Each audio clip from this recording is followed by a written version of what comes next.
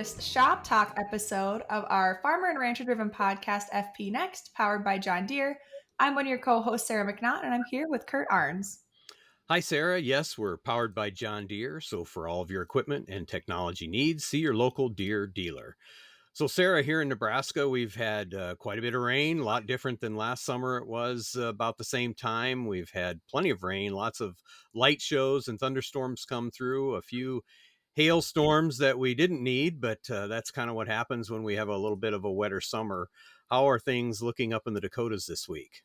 You know, we got hit by some golf ball and palm size hail not too long ago, but harvest for small greens is rolling right along with the growers I visited with. At least in North Dakota, the weather's been mostly okay this year. Little wet and cool, but we've gotten some heat when it matters. And here in central North Dakota, where I live, we just got about 7 inches of rain in less than 24 hours. So there's a little bit of some flooding going on. And our thoughts are with the ranchers and farmers who are working with the latest hand weather has dealt them.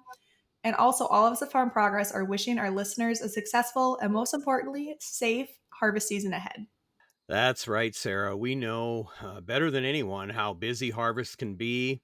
And if you have some time in the combine or truck this harvest season, you might consider listening into one of our past shop talk versions of FP Next with Illinois farmer Betty Haynes on staying safe and healthy during these busy seasons on the farm. Definitely. And during that episode, Betty made a great point that the most valuable thing on the farm is a thing you can't replace, which is yourselves and your families. And on that note, Kurt, we've got a familiar guest here waiting with us to get through our intro and get into our episode topic today. Yes, we have a great guest today with you who I think, Sarah, I think you visited with down at Commodity Classic back in March. And so we want to welcome back Holly Spangler, our Farm Progress Executive Editor, back to Farm FP Next. And thanks for joining us, Holly. Absolutely. Thank you, guys. So, Holly is the executive editor of the Farm Progress East Group and is the editor of Prairie Farmer in Illinois. And Kurt, I think you forgot to mention another part of Holly's role is all the work that goes into planning the show program for the Farm Progress Show. And not to delay our farm show topic again, but Holly just returned to Illinois after traveling up through our neck of the woods and even a little farther west, including visiting a few of my favorite national parks. So, Holly, how was your trip out to Montana? It was fantastic. You want to talk about a place that looks a lot different than Illinois? That would be Western Montana.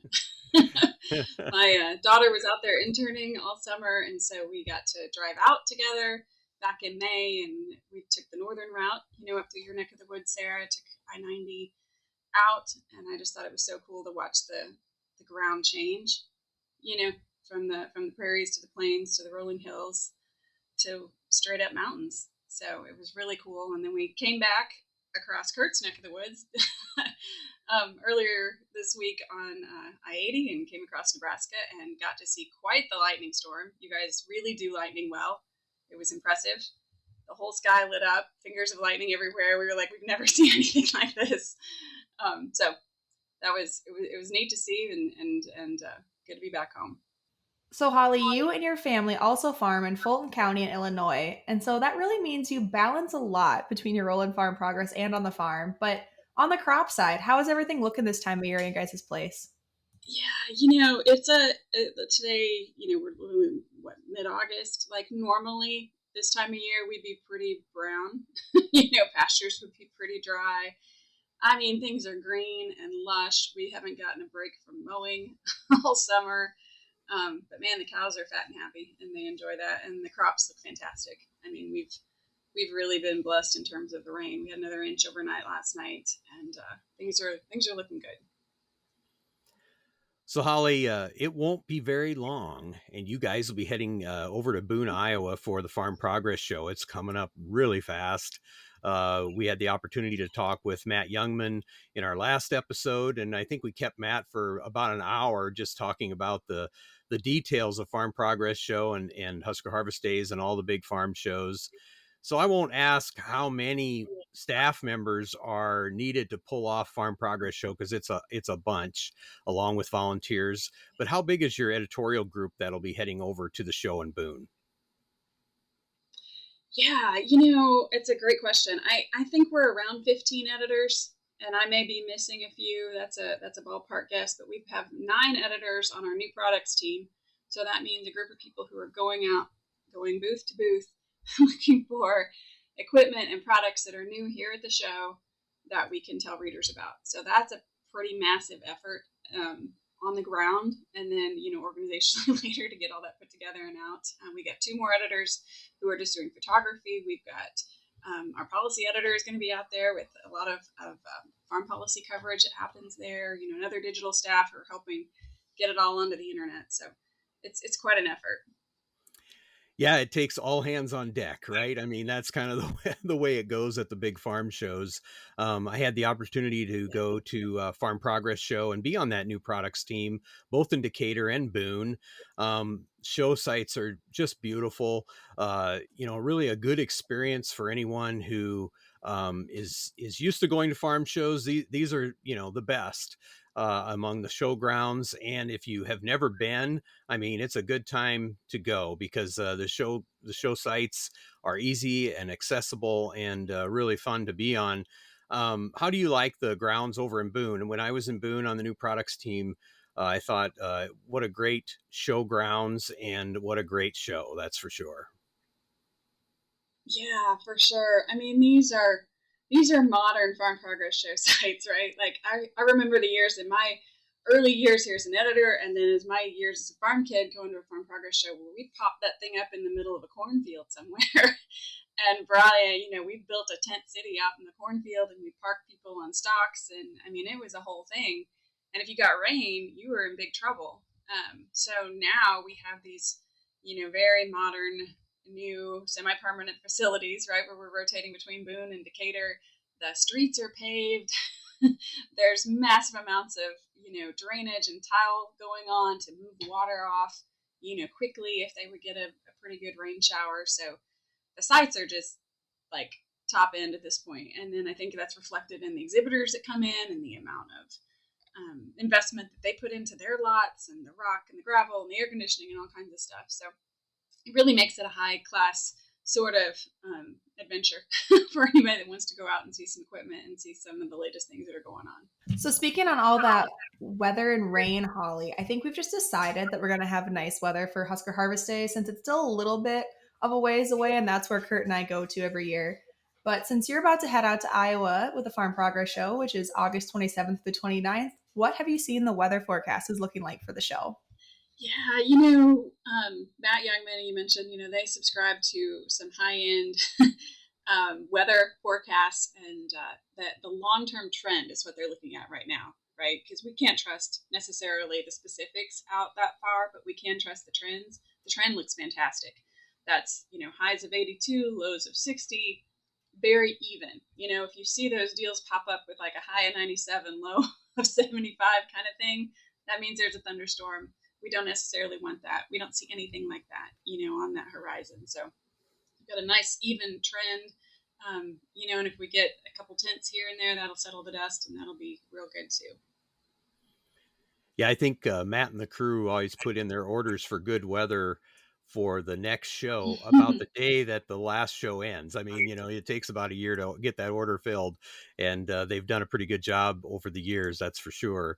So when we visited with Matt about the hospitality tents at each of the farm shows last time, and looking at the schedule at the hospitality tent at Farm Progress Show, it looks like a lot of great things are going to be happening there. It's someplace that visitors to Farm Progress Show aren't going to want to miss. The main stage will feature Mike Pearson and Max Armstrong hosting This Week in Agribusiness and the Noon Show live. And I mean, there are just some really great panels happening as well. What are you most excited about for, that main stage? Yeah, that main stage attracts, some politicians, right? And you get this many stakeholders, this many farmers, this many folks in agriculture in one spot. It's going to bring out the politicians, right? So Wednesday, I think it's going to be pretty neat. From 10 to 11, they've got a farm bill listening session, right? So this is a farm bill that should be wrapped up, but it's not. So we're still talking about it, and they're still going out and listening to farmers and trying to figure out what they'd like to do. Secretary Vilsack has been at the show the last couple of years. I would not be surprised to see him again. Lots of governors and lieutenant governors and secretaries of ag always come across that stage. So, it's kind of nice, and then in terms of like being an election year, we don't have a huge impact, or we're not seeing a huge impact from that at the show this year, which is good. That makes it a little easier for our visitors to actually come to the show and enjoy it, as opposed to dealing with a lot of potential security measures of having perhaps a presidential candidate there. So we are okay with that.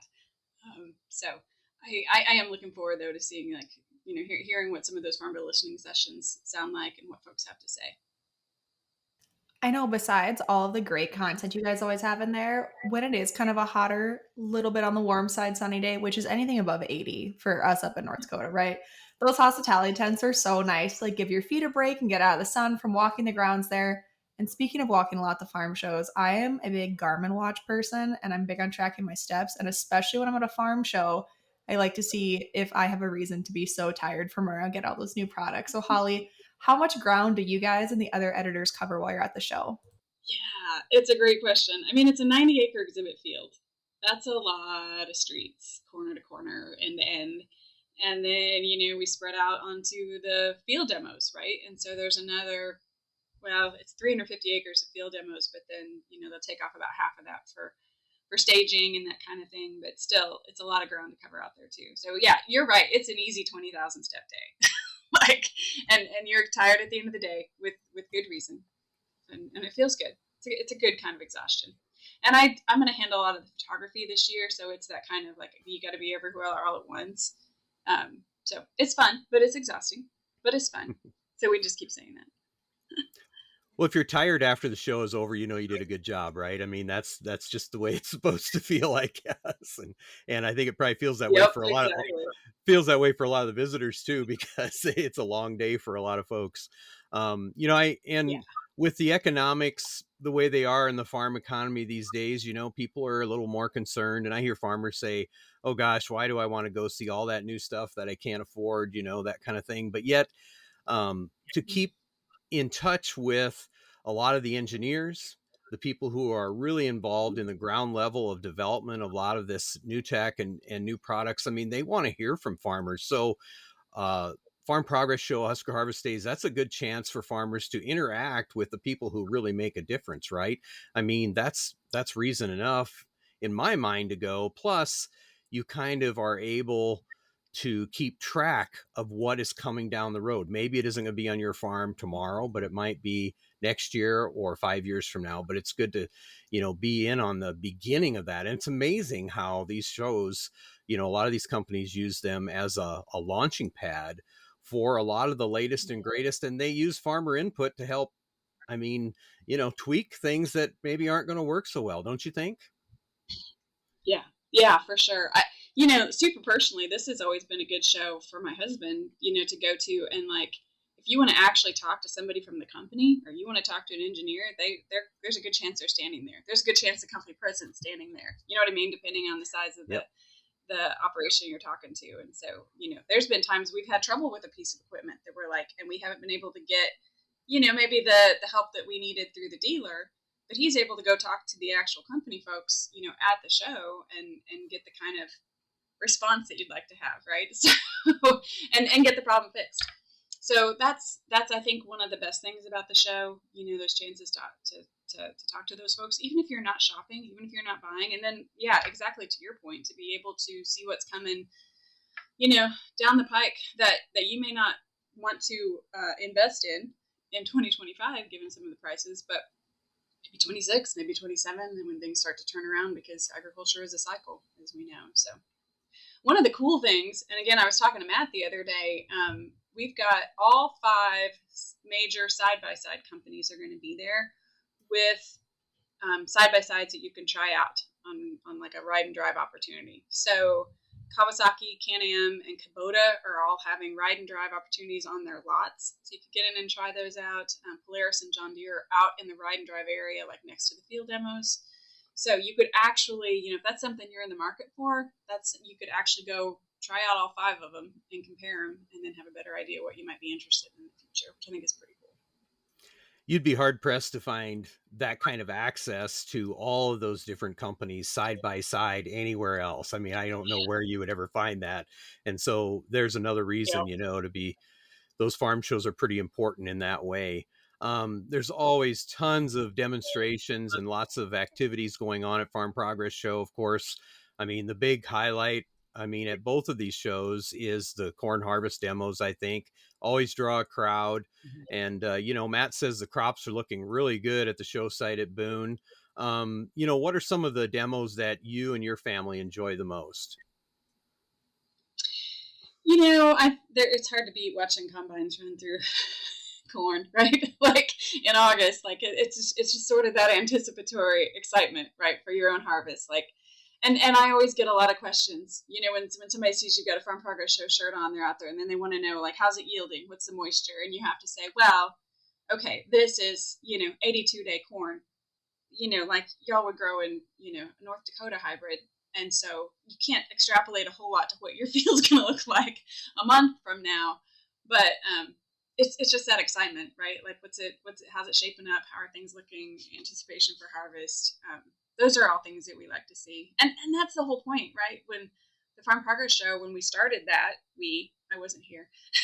When Farm Progress started the Farm Progress Show, so many years ago, it was that idea of like, let our advertisers bring their products out and let farmers come and see them actually running in real world conditions. So that's what we still do, and people can come check it out. Yeah, Holly, there's so much that goes on at all of these shows, and it's so great between the hospitality tent and the exhibitors and the field demos like we were talking about. So what are the best tips you can give to farmers who are planning to attend to really make the most of their time at that show? Yeah, for sure. I think the best thing you can do, first of all, is get your ticket ahead of time. Buy it online. It's cheaper. You come to the gate and you walk up, it's going to be $25. If you bring your coupon from the front of your, Wallace's Farmer or your whatever magazine, that you get from us, you'll get $5 off, making it $20. But if you buy your ticket online ahead of time, it's $15 plus some, change in credit card fees. So, and you can even do that while you're in line, right? Anytime before you actually get to the gate is when you can buy that ticket online, and that just makes it a little cheaper. It makes it a little easier. You'll get in faster, all that kind of good stuff. At that, and I think be sure and download the app. Search for Farm Progress Show. Download the app. It's easy to find. That way, you can plug in if you're looking for a particular company. You can plug right in and find them. You can also get it in our show program that they'll be handing out as you walk into the gate. Those are handy, but yeah, those are things to check out. And very exciting this year, we've got Wi-Fi, free Wi-Fi all over the site, courtesy of John Deere. So for those of us who've dealt with the cellular challenges of the shows in the past, when you put that many people in one place, that's pretty exciting. And that's the same kind of thing when you walk into the grounds. There's going to be signs showing how you can access that particular Wi-Fi on site. Yeah, the Wi-Fi is just such a huge deal at the show, and something that has been a struggle at times, and so that's really going to be a gigantic improvement. So that's something to look forward to. Holly, over the years, I think I've gotten, well, I used to go with my dad to Husker Harvest Days, then with my wife, and had, I think, all the kids. Last year, our youngest Ben went with us to the show. And I know that your family has kind of been that way too. Can you tell us just a little bit about your, kind of family legacy with Farm Progress Show? Because I know the kids have all gone every year, and your husband as well. So it's kind of a fun family event for you too, right? Yeah, for sure. I mean, I remember going to the Farm Progress Show in Indiana in the 4th grade, and that would have been in like probably the mid 80s. And I remember getting to go up on stage in like what would have been the rural living tent, and they gave me a mechanical pencil, which was very high tech. I'm going to tell you, in the mid 80s, I treasured that mechanical pencil. And but yeah, since I've been on staff here for 26ish years, and we've always gone to the show, and my kids have gone to the show. My son, we've joked, he's 19 now, and he's been every year since before he was born, because I was pregnant with him one year at the show. So it's a lot of fun. It's a lot of fun to see everything. It's a lot of fun to see our friends again. Just everything you say. It's a good family outing. And we've, the last couple of years we have a nephew who, works with us in the fall. We have a couple guys that, work for us here, and they love to come, and it's just kind of a fun just fun outing for everybody. Yep, it's kind of woven into the family fabric, isn't it? I mean, these farm shows become pretty darn important every year, and we look forward to them. I was just at the Husker Harvest Days show site yesterday, looking over some new cover crop plots that we have this year. The corn's looking good, even though we've had some weather events come through that area. And Grand Island's had a lot of rain this year, but mainly the corn looks really good there. I'm not sure if you have attended Husker Harvest Days before, but I know that your family's been to Grand Island a few times for some cattle shows over the years at our state fairgrounds. So what's been your impression of that particular area? Yeah. I have never gotten to go to Husker. One of these days, and it's Yeah. going to happen because you're right. We're cattle people. We raise cattle here in our operation, and corn and soybeans, and shown cattle with our kids, all their young lives, and been to Grand Island, and that's a phenomenal facility. By the way, we're a bit envious of that here in Illinois. It's kind of seen as the Cadillac of places to go if you want to show cattle, and that's a tribute to you guys and what you've been able to do there in Nebraska. But yeah, one of these days we're going to get out to Husker, and it's going to be great. We're just gonna have a whole editorial team reunion at any of these farm shows. Whenever we all get to go to like the west side or the east side, it's always great. And yeah, I'm also jealous of the fairgrounds there in Grand Island because they're absolutely gorgeous. And North Dakota's is great too, but there's just nothing that compares. Like saying it's a Cadillac is exactly the right description there. And I know also I love when we get to go to Grand Island and we get to go back to all of our favorite restaurants in the community. And we hit a lot of them while we're there. But Holly, do you guys have any places you go back to each year that Farm Progress Show is in Boone? Yeah, I'd like to say we go out to restaurants a lot, and I don't know that we do as much just because we're so busy, you know what I mean, on site. But man, we've got some good food options on site. The Boone County Cattlemen grill up some ribeyes that are to die for, especially if you're in the cattle business. They're awful good. There's, we divide that show into 4 quadrants, right? And there's a food court in each of those 4 quadrants. So if you look around to where the big light pole is, that's your beacon, right, to the food court and also the restrooms. And there are 4 of those. But like the northeast one, that's kind of the pork food court. If you want a pork chop, pork burgers, all those kind of things. The west food courts, the 2 on the west side, Matt was just telling me they are featuring a smoked brisket on macaroni and cheese. Say less, right? Like, that's going to be amazing. There's a beer garden on the grounds as well, and there's a local, it's called What You Smoking, a food truck kind of a thing that's going to be there. That's going to be excellent. And then everyone's favorite at the Farm Progress Show, both Illinois and Iowa, is the Pie Lady. She has homemade pie. She has ice cream. It's amazing. And she's on lot 1211, which would be just in the northeast quadrant. So if you want pie and you want ice cream, and who doesn't, you got to hit up the Pie Lady. See, so now I hope our listeners are writing all this down because now they have the map on how to eat their way through Farm Progress Show this year. So they've got it made, all kinds of options and some really good ones. And Sarah, we got through halfway through this podcast before we even talked about food, which is really unusual. I don't know what the deal is, because usually that's like right out of the gate. But Farm Progress Show, food is always great. It's a good showcase for the local ag in that area. And just like Husker, that's just one more thing to look forward to as you go out to these farm shows. So Holly, as we kind of wrap up today with this episode, what final tips would you have, I guess, for, visitors who are planning to head out to Boone or considering it, but haven't made their decision yet? I mean, let's go. It's almost go time for Farm Progress Show. What are your last minute tips for those who are headed to Boone? Yeah, for sure. I mean, take a look at that show program. Peruse through some of those pages. Our editors put that together every year. It's 120 pages this year, which is a lot of pages. Take a look at, what you can, take a look at that. You'll see a lot of the variety of things that you're going to see, maybe help you prioritize where you want to start your day and what you want to get out to. I always like to plan things so I can get and see what I want to see on the grounds and then get out to the field demos before they start. So those are things that you can kind of plan for. And then, of course, get back to wherever you would like to eat for lunch and then see what else you want to see in the afternoon. So those are things you can always do. We have a massive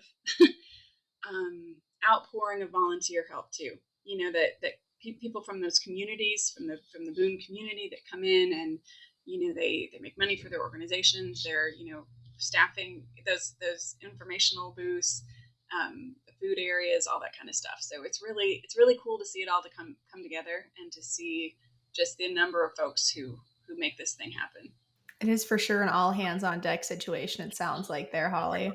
Yeah. And Husker, both of them. But thank you so much for sharing all that great info with us in between your trips in and out of Illinois. And if you are out at the farm shows, look out for the editorial team. They'll all be wearing their matching, they're black and green polos, right? That's what you guys are always wearing? Usually, but we have different ones this year, so I don't know it's going to be a surprise what they look like. But that'll be real clear. Yeah, if you see a bunch of matching polos, give a shout out to the editorial team if you see them. And so, Holly, we're looking forward to all the coverage you and the team will be bringing us for the Farm Progress Show, and we'll get you out to Husker one of these days. Yes, for sure. For sure. Well, thanks again, Holly. That's about it for this Shop Talk version of FP Next, powered by John Deere. To our listeners, we want to thank you for listening in to this episode of FP Next, allowing us into your tractor cab, your truck, on your farm, and in your fields. A special thank you goes out to our digital production and marketing team members who put in a lot of work with us. We want to remind our listeners about Farm Progress Show this year in Boone, Iowa, August 27th through the 29th. And of course, Husker Harvest Days set for Grand Island, Nebraska on September 10th through the 12th. And if you want to be sure not to miss any of the top stories or farm show news, sign up for our Farm Progress Text Blasts, which bring the hot stories right to your inbox. You can sign up for those text alerts by texting FARM, FARM, to 20505. And be sure to follow Farm Progress on social media to stay up to date with ag news and more. And check out the digital edition of your regional publication at farmprogress.com.